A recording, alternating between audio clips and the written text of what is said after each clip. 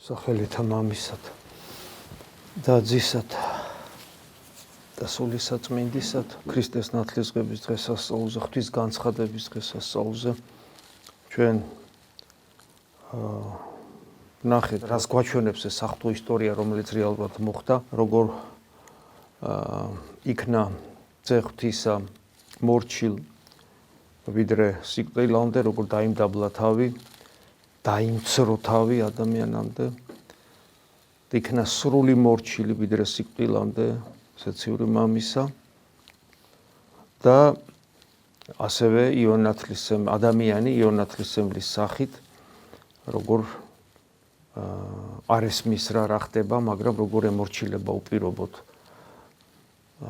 ღვთის ნებას და შედეგად იღებს იმას, რომ განეცხადება საიდუმლოება ყოფიერების ყოვლადწმინდა სამება. ეს ცოდნა, რომელიც მიიღო იონათლისმელმა, ეს ცოდნა, რა თქმა უნდა, არ იყო მხოლოდ მისთვის, იგი ამოწმებს ამ სიმართლეს, მაგრამ ეს მოწმობა თითოეული ჩვენგანის გულში უნდა რეალიზდეს, გაცოცხლდეს და თითოეული ჩვენგანი ასევე უნდა იყოს განმტკიცებული რწმენაში, რომ ღმერთი არის ყოვლადწმინდა სამება და რომ ძე ღმერთი მოვიდა ადამიანად. აი კიდევ ეს დღეები, ნათლისღების შემდგომი დღეები, რა თქმა უნდა, ნათლისღებასთან კავშირშია, საკითხავებით შესაბამისია. ხო და მე მინდა რომ კვლავ დაუბრუნდეთ ამ საკითხავებს, რადგან ეკლესია გვაწვდის, მოდი ჩვენს დაუბრუნდეთ ამ საკითხავებს. აი კითხულობთ იოანეს სახარებიდან, პირველი თავია ეს, როგორ იხილა იესო მომავალი მისსა და თქვა, ტარიგი ღვთისა, რომელმან აღიხვნეს ცოდვანი სოფლისა. რა თქმა უნდა, კიდევ ადამიანის გონებისათვის ცოტა რთული გასაგებია, მე თუ დავაშავე, ჩემი ცოდვები სხვამ როგორ უნდა აიღოს და განაქარვოს.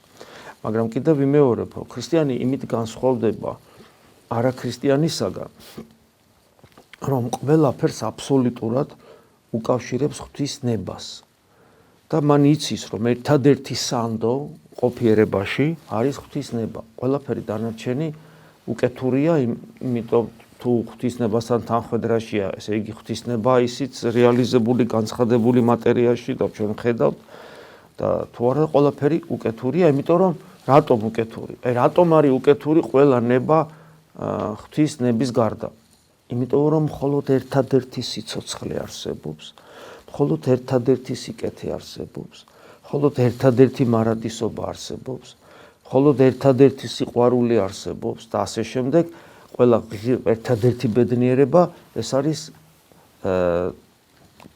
გონიერი და ცოცხალი და თავისუფალი ყოფიერება, რომელსაც ჰქვია ღმერთი. სხვა სიცოცხლე არ არსებობს, არც სხვა თავისუფლება, არც სხვა გონიერი, მხოლოდ ის არის.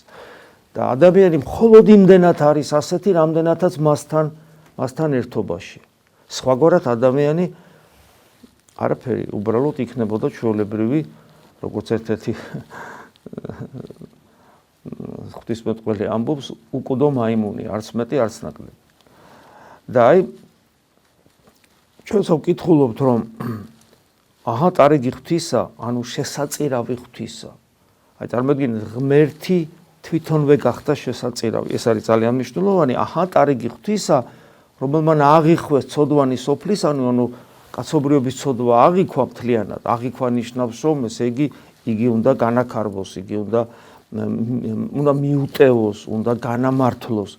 და რა თქმა უნდა, ეს არის თითოეული ადამიანი გულისხმება ამაში, ყოველი ადამიანი, რომელიც ამას რწმენით მიიღებს. და შემდეგ იგი ამბობს, რომ იგი ესეა, რომლისათვისაც მე ვთქვიოს, უგეუნებოდით, რომ ჩემ შემდგომ მოვა კაცი, რომელიც პირველ ჩემსა იყო, რამე თუ უპირატეს ჩემს არს. აქ როცა იონათლისმელი ამას მიანიშნებს, კონტექსტში ყოველთვის ისე ჩანს, რომ ეს არ არის უბრალოდ ასაკით უფროსზე საუბარი, ან რაღაცა თქვათ, უბრალოდ იერარქიულად უფროსზე საუბარი. ჯერ ესეთი ასაკით ადამიანური ასაკით იონათლისმელი უფროსი იყო. აქ საუბარი არის რაღაც მარადიულ ღირებულებაზე და ისეთ სიდიადეზე, რომელიცაც ბოლომდე ვერც კი გამოთქვავს, ამიტომ ამბობს, რომ მე მის ღირსიც არა ვარ, რომ მისი ფეხსაცმლის საბელები ხელში მეჭიროს. ანუ მისი მონად ყოფნის ღირსიც არ ვარ. მაგრამ მე არ ვიცი, არ ვიცოდა იგი, მან არ იცოდა და არამედ უნდა გამოეცხადოს ისრაელს და მე იმიტომ მოვედი წყლით ნათლის ცემად, ანუ მოგამზადო თქვენ, რომ ის უნდა მოვიდეს, მაგრამ მე ის არ ვიცი ვინ არის. სხვათა შორის ისინი იყვნენ უახლოესი ნათესავები, სხვათა შორის მათ ჰქონდათ ურთიერთობა უფრო მეტი საეკლესიო გადმოცემით, ვიდრე ის, რასაც ჩვენ ვხედავთ წმინდა წერილში. ეს ურთიერთობა ამის მერე იყო, თქვა, ნათლისღებელი მერე იყო თუ მანამდე, რა თქმა უნდა საეკლესიო გადმოცემაში ეს ცოდნა არსებობს, მაგრამ თავარი არის ის, რომ ისინი ერთმანეთს იცნობდნენ. შეიძლება მანამდეც კი და ისე როგორც თქვათ უფალი იზრდებოდა თქვათ ოჯახში იოსების შვილებთან, ანუ ძმებად წოდებულს, ლაზარესთან, მართასთან, მარიამთან, რომელიც მისი მეგობრები იყვნენ, ჩვეულებრივად ხელოსნობდა, ხო, მე იოსების საქმეს აგზელებდა, იოსები რო გარდაიცვალა. ანუ ის ჩვეულებრივად ცხოვრობდა, მას იცნობდნენ, გახსოვთ როგორ ამბობს, ეს იოსების შვილი არ არის კაცო, ჩვენ თვალწინ არ გაიზარდა, მაგას ხო არსად არ უსწავლია და საიდან იცის? არ ლაპარაკობდა ადრე და დაიწყო ლაპარაკი და გაოგნებულები უსმენენ, ხო? ამის სიტყვას ძალა ახლავს. ანუ აქ ლაპარაკი იმაზე კი არ არის, არ ვიცოდი, ნათესავია, რომ ის არის ის, ვიზეც ღმერთმა უთხრა, მე მიგანიშნებ შენ ვინც იქნება. აი ეს არის საოცრება ზუსტად. და დაამოწმა იოანე და თქვა, რამე თუ ვიხილე სული ღვთისა, ვითარცა ტრედი გარდამომავალი ზეცით და დაადგრა მას ზედა. და მე კიდე ამბობს, მე არ ვიცოდიო იგი მანამდე. არამედ რომელმაც მომავლინა მე ნათლისცემა წყლითა, მან თქვა, რომელზეც იხილო სული გარდამომავალი და დაადგრომილი მის ზედა, იგი არის, რომელმაც ნათელი ქცეს სულითა წმინდითა და მე ვიხილე და დავამოწმე. და რა დაამოწმა? რომ ძეღმერთია. ძეღმერთი. არა იმ გაგებით ჩვენ ცხოვშვილები ვართ ღმერთისა, რა დიდი გაგები. და ამიტომაც არის, რომ გამოცხადებაში მან იცის, რომ მან უნდა მონათლოს, ვინც ვიზეს დაამოწმებს, მან უნდა მონათლოს და უცებ რომ მოვა და ასე დაუდგება, გაუგდება, კაცო, მე უნდა მივიღო შენგან ნათელი და შენ ჩემთან მოდიხარ. აი ესეთი რამ აღესრულა და შემდეგ მოხდა ისაც მოხდა ღვთის განცხადება. მაგრამ ღვთის განცხადება დაინახა ვინ? ხო მარტო იოანემ. არავის არ დაუნახავს. აი ნახეთ, ადამიანს შეიძლება გაუჩნდეს კითხვა, რომ კი, მაგრამ სხვებსაც რომ დაენახათ რა მოხდებოდა. საქმეც იმაშია, რომ იმისათვის რომ ადამიანმა ღმერთი განიცადოს, დაინახოს, გამოცხადება ქონდეს, ამისათვის ადამიანი უნდა იყოს მზად. თუ ადამიანს ცხოველის ტიპის მდგომარეობა აქვს, ან დემონური, ეს არის მარგალიტი დაუყარე ღორს. ვერაფერს ვერ აღიქვავს, მეორე წუთში დაავიწყდება და შეურაცხყოფელი იქნება სიწმინდისა. და მეორე შემთხვევა კიდე შეიძლება, თუ ღმერთმა თავისი სიდიადით გამოავლინა თავი, ადამიანის თავისუფლება დაიძრგუნება. სწორედ აქ არის საიდუმლოება ღმერთის შემეცნებისა, რომ ის რაც იოანეში მოხდა, ის უნდა მოხდეს თითოეულ ჩვენგანში. გესმით, ერთი მხრივ ახეთ რწმენა ჩვენ რა რწმენა გვაქვს, ხო საინტერესოა. ჩვენ ხო ზოგადად ღმერთის რწმენა კი არა გვაქვს. ჩვენ გვწამს, რომ იესო ქრისტე აღმერთი, ანუ ჩვენ გვწამს სახარების, რომელიც ამას გვეუბნება. სახარების, რომელიც ამას გვეუბნება, რომ იესო ქრისტე არის ღმერთი, ოღონდ თანმიმდევრულები უნდა ვიყოთ. ერთის მხრივ ჩვენ სახარების გვწამს, ანუ წმინდა წერილის გვწამს, მაგრამ წმინდა წერილის არ ვიცნობთ, წმინდა წერილის არ ვკითხულობთ, წმინდა წერილის არ უღმავდებით. და გონია რომ რაღაც ამოწურული გვაქვს, არა და ეს არის მუდმივ წყალგამომდინარე წყარო, რომელსაც ვერასოდეს ვერ გამოლევ და სულ ახალი და ახალი იქნება და რაც მე წამოიღებ, უფრო მეტი სიმდიდრე აღმოცენდება, უფრო მეტი სიმდიდრე ამოვა. ეს თვისება აქვს წმინდა წერილს. რაც მეც ამოხაპავ, უფრო ძვირფასი რამ ამოვა. და ეს იქნება დაუსრულებელი. უძიროჭა არის. ეს ძალიან მნიშვნელოვანია რომ გვახსოვდეს. ხო და ჩვენი რწმენა ხო სახარებას ეფუძნება. სახარებაში წერია რომ იესო ქრისტე არის ღმერთი და ჩვენ ეს გვწამს და გვჯერა. მაგრამ კითხვა რო დავსვათ, რატო გვჯერა და რატო გვწამს?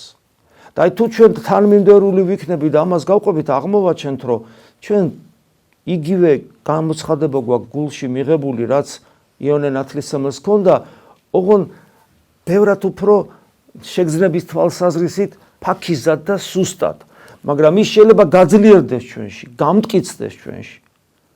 ჩვენ ვიცით განსაცვიფრებელი რამ, ჩვენ ვიცით რომ ღმერთი არის მამაძე და სულიწმინდა.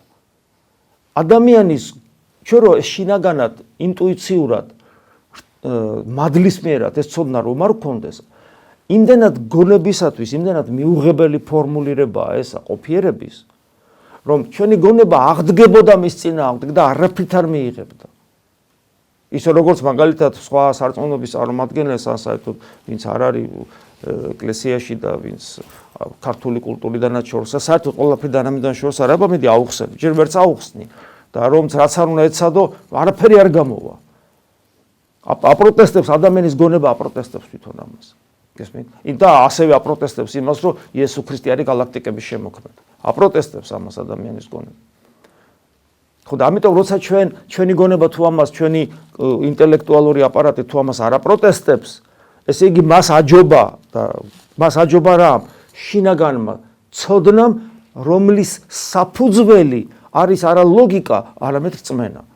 ამიტომ აი პავლე მოციქულის სიტყვები, რომ რა არის რწმენა, არის ის, რაც უხილავია, რაც მიუწვდომელია გონებისთვის, იმის შესახებ ცოდნას რომ მაძლევს და იმას რომ წარმოაჩენს, იმას რომ გამოაჩენს, იმას რომ განმიცხადებს. ანუ რწმენა არის შემეცნების უმძლავრესი ინსტრუმენტი.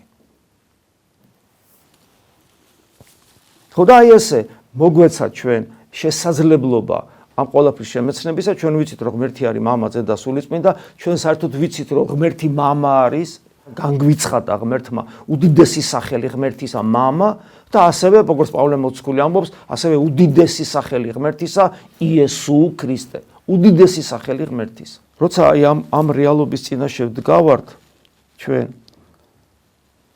კიდევ ერთხელ უნდა გვახსოვდეს რომ განსხვავება აი იონე ნათლისმცემელი ითვლება ერთგვარ გარდამავალ პერიოდად, ძველი აღთქმის წინასწარმეტყველია, ოღონ გამყოფია ძველი აღთქმისა და ახალი აღთქმის ასე წყალგამყოფია იონე ნათლისმცემელი. თითქოს რაღაც გარკვეული სახით ძველი აღთქმის მსგავსი წინასწარმეტყველია და რაღაცა გაგებით ის ახალ აღთქმის წინასწარმეტყველიც არის. და რა განსხვავებაა? ძველი აღთქმის წინასწარმეტყველი არის ადამიანი, რომელსაც ღმერთი ირჩევს როგორც თავის რჩეულ ჭურჭელს და მას გარკვეულ ცოდნას აძლევს, იმ ცოდნას, რომელსაც სხვა ვერ მიიღებს. არა აქვს რა მისი შინაგანი სამყარო ისეთი არ არის და ესეც ვინც ამას იღებს, მიუხედავად თავის დიდი ერთგულებისა, მისი ტრანსფორმაცია ბოლომდე ვერ ხდება. ანუ მისი მეტამორფოზა, მისი მეტანია, ანუ რასაც სინამდვილე ქვია, ბოლომდე ვერ ხდება, იგი მაინც ძველ ადამიანად რჩება იმგვარად, რომ იქ სასოფლოში ანუ ღმერთთან ყოფნა არ შეუძლია და ჯოჯოხეთში მიდის, ყველა მართალი ჯოჯოხეთში მიდიოდა და შესაბამისად, რადგან მისი მეტამორფოზა ვერ ხდება, ის ღვთისაგან მოსულ ცოდნას თავის დაცემულ ბუნებაში რაღაცა ტრანსფორმაციას განიცდის ეს ცოდნა და როგორც შეუძლია, როგორც ხედავს, როგორც აქვს უნარი რომ აღმოთქვას, იმას აღმოთქვავს და ჩვენ ვკითხულობთ. ერთ-ერთი ყველაზე მშვენიერი გამონათქვამი წინასწარმეტყველება წარმოთქმული ადამიანურ ენაზე, ერთ-ერთი ყველაზე მშვენიერი არის, რა თქმა უნდა, დავითის ფსალმუნები, ასევე დიდებულია ისეია წინასწარმეტყველი, მოსე წინასწარმეტყველი და ასე შემდეგ. ანუ დიდებულებაა ეს წინასწარმეტყველებანი. მაგრამ და აი ამ ტიპისაც შეიძლება იონე ნათლისმცემელი წარმოვიდგინოთ, აღვიქვათ, მაგრამ ის შემოდის ახალ აღთქმაშიც. ეხლა ახალი აღთქმის წინასწარმეტყველი რითი განსხვავდება ძველი აღთქმის წინასწარმეტყველისგან? ახალი აღთქმის წინასწარმეტყველი არის ყველა ადამიანი, ვინც არის ეკლესიის წევრი. ანუ რას ნიშნავს წინასწარმეტყველი? ხო გესმენთ, წინასწარმეტყველი მკითხავს არ ნიშნავს. ნათელ ხილვეს, რომ აბა ხვალე ეხლა, ესე იგი, სამსახურში უნდა წახვიდე თუ არ უნდა წახვიდე, ამას არ ნიშნავს. წინასწარმეტყველი ამ სიტყვის დიდი გაგებით ნიშნავს ღვთისნების განცხადებას, ისე როგორც სასწაული ნიშნავს არა მატერიალური საგნების რაღაც უჩვეულო მოქმედებას და რაღაცა ფოკუსს მოკლედ. არამედ სასწაული ნიშნავს ქრისტიანული ტერმინოლოგიით ნიშანს ღმერთისგან მოცემულს. წინასწარმეტყველი ნიშნავს ღვთისნების განცხადებას. ანუ ღვთისნება რომ იცის. და აი ახალი აღთქმის პერიოდი იმით არის მნიშვნელოვანი, რომ თითოეული ადამიანი უნდა იყოს წინასწარმეტყველი, როგორც გვასწავლის წმინდა წერილი სამღვდელო და სამეფო დასი. ამას ნიშნავს. ანუ ვინ არის მღვდელი, ვინ არის მეფე, ხო? ის ვინც ღვთისნება იცის, მეფე არა მიწიერი მეფე, არამედ მისი შვილი, მამის შვილი, ხო? აი ეს არის ძალიან მნიშვნელოვანი. იოანე წინასნათლისმცემელი ერთის ხრივ ამოწმებს, რომ აი მე მოვედი მოგამზადე და ეს არის ქრისტეზე მეანიშნებს, მეორეს ხრივ რაც თვითონ განიცადა მას იმის განცდელი და ჩვენ უნდა ვიყოთ ჩვენი რწმენით და ჩვენ თავად უნდა ვიცოდეთ, რომ ღმერთი არის ყოვლადწმინდა სამება და ძე ღმერთი არის იესო ქრისტე არის ღმერთი. და ეს 800-ია ჯერ კიდევ ძველ აღთქმაში იყო წინასწარმეტყველები და პავლე მოციქული საუბრობს ამაზე და მე ლუკა მახარებელი საქმე მოციქულთაში და მე წაგიკითხავთ. ძალიან საინტერესოა ეს ადგილები, ალბათ თქვენ იცით, იმედია კითხულობთ. მაგრამ აი ძალიან საინტერესოა, რაც მე გითხარით, რომ თითოეული ჩვენგანი არის წინასწარმეტყველი. თითოეული ჩვენგანის გულში გული არის შემეცნებელი ღმერთისა.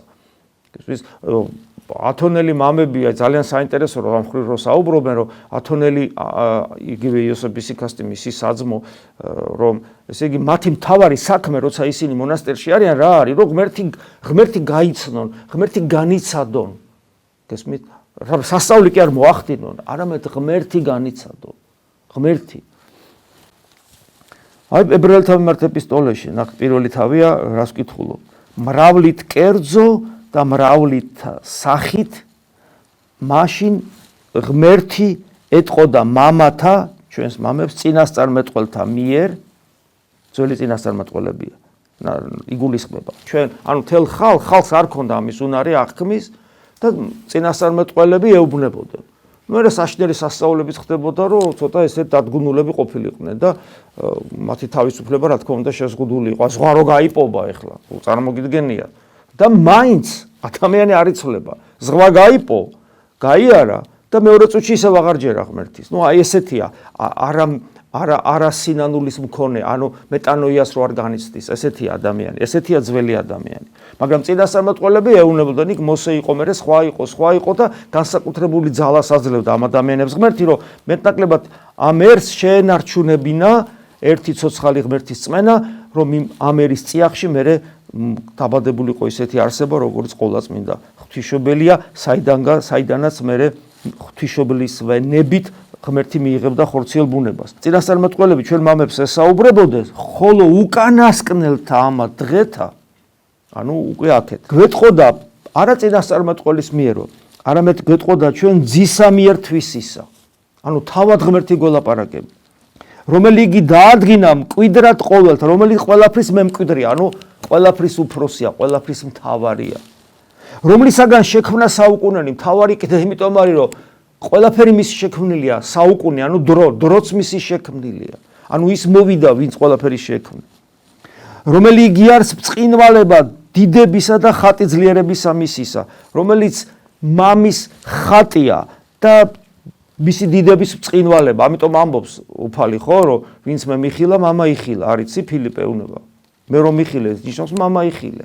ანუ მამის წიაღიდან მუდმივად იშვება ძე ღვთისა, მუდმივად. აი როგორც წყაროს თვალიდან წყალი რო ამოდის და იგივეა არსობრივად, ბუნებითად იგივე ღმერთია. და მას უტვირთავ ყოველივე სიტყვით, ამით ძლიერებითა მისათა, უტვირთავს, ყოვლის მყრობელია.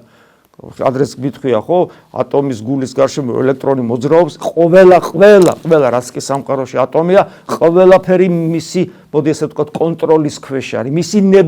მისი ნებით არის ასე და არა სხვანაირად.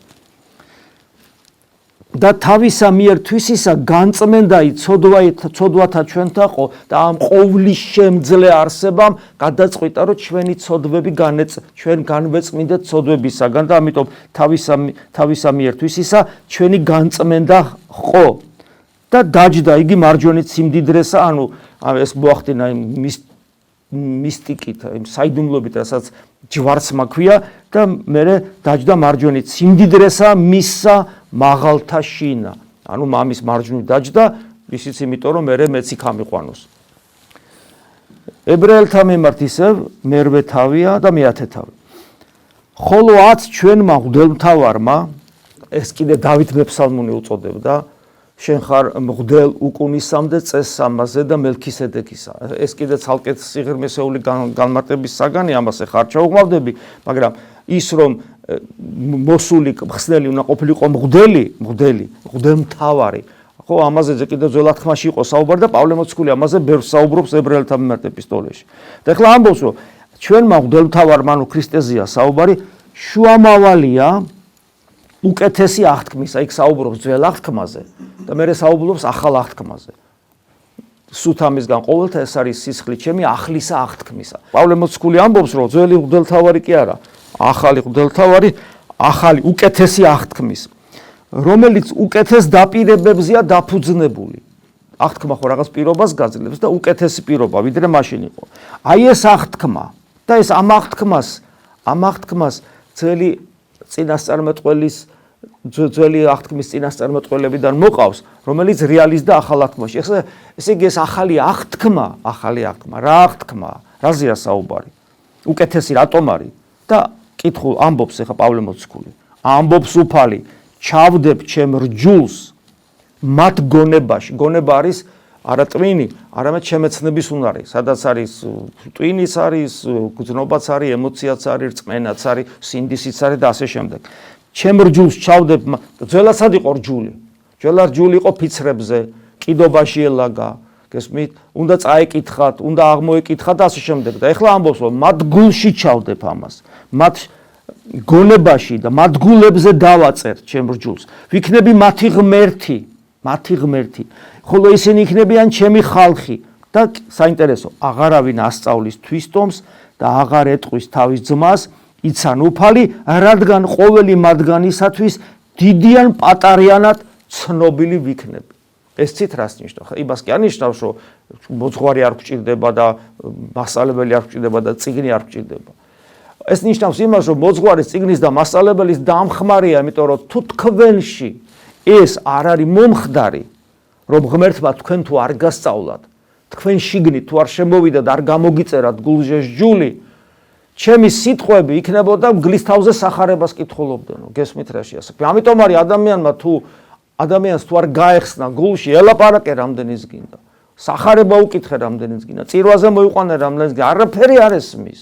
რაც არ უნდა ჭკვიანი და გენიოსი, რაც არ უნდა კეთილშობილი ადამიანი იყოს, არაფერი არ ესმის. იმიტომ რომ ის გულში არ გამოცერილა სჯული, იქ თუ არ გამოიწერა შიგნით ღმერთის მიერ, აქედან ლაპარაკს აზრი არ აქვს. ხოლო ის რომ გამოიწერება შიგნით, შენ უბრალოდ მოძღვარი მას ეხმარები, რომ სწრაფად გამოიღოს ის რაც გულში აქვს, დაინახოს და წაიკითხოს, მაგრამ ის მას გულში უნდა ქონდეს. სად ხდება ეს ყველაფერი? ეკლესიაში ყურადღებას მოვაკლებთ ერთმანეთს, მივატოვებთ ჩვენ შესაკრებელს. ანუ ეს ინდივიდუალურად კი არ ხდება ცალ-ცალკე, არამედ ჩვენს ერთობაში ხდება ეს შესაკრებელში, ანუ ეკლესიაში. და აი საქმე მოციქულთან კიდევ ერთი ამონარიდი, მეორე თავია, ესე არის თქმული იოელ წინასწარმეტყველის ამიერ და იყოს უკანასკნელთა დღეთა, იტყვის უფალი ღმერთი და მონათა ჩემთა ზედა და მხევალთა ჩემთა ზედა მათ დღეთაშინა მივფინოს სულისაგან ჩემისა და წინასწარმეტყველებდნენ, ანუ ღვთისნებას გამოიცნობდნენ გულში. და იყოს ყოველმან, რომელმან ხადოს სახელსაუფლისასაც ცხონდეს, რატო ცხონდეს? იმიტომ რომ ასეთ დროს, ასეთ ადამიანში უფლის სახელის მოხმობა ნიშნავს მასთან კავშირს და მასთან კომუნიკაციას და არა უბრალოდ გასროლილ სიტყვას. ანუ მისტიკის გარეშე, რომელიც საიდუმლოებრივი ურთიერთობა ადამიანისა და ღმერთისა ადამიანის გულში ქრისტიანობა არ არსებობს. ამიტომ თუ ვინმესგან გაიგონებთ, რომ დღეს 21 საუკუნეში სასწაულების დრო აღარ არის, დღეს უბრალოდ უნდა თეოლოგიურად განვითარდეთ და ცოდნა შევიძინოთ და შესაბამისად ეს არის ქრისტიანობა და სასწაულები, ესე თქვა, სასწაულების რაღაცა მისტიკური რაღაც აღარ ხდება, ცოდეთ ესეთი ადამიანი ანტიქრისტეს საყვირია. იმიტომ რომ ის სახარების საწინააღმდეგოდ მეტყველებს. იმიტომ რომ მისტიკის გარეშე, საიდუმლოების გარეშე, ჩვენს გულში აღსრულებული სასწაულის გარეშე ქრისტიანობა არ არსებობს. აი ეს არის ძალიან მნიშვნელოვანი. შეგვეციოს უფალი და ღმერთმა მოგცეს ის განსაცვიფრებელი რწმენა, რაც ჯერ ერთ კაცს მიეცა იონე ნათლისმცემელს და მისი მაგალითით ჩვენც მოგცემოდეს, რა თქმა უნდა, სინანულის შემთხვევაში და დაწყებული იყოს ჩვენში ის ჭეშმარიტი სიცოცხლე, რასაც ახალი აღთქმის მოქალაქეობა ქვია. ამინ. მადლი უფლისა ჩვენისა იესო ქრისტესი და სიყვარული ღვთისა და მამისა. დაზიარება სული საწმინდისა იყოს თქვენ ყოველთა თანა. ამინ.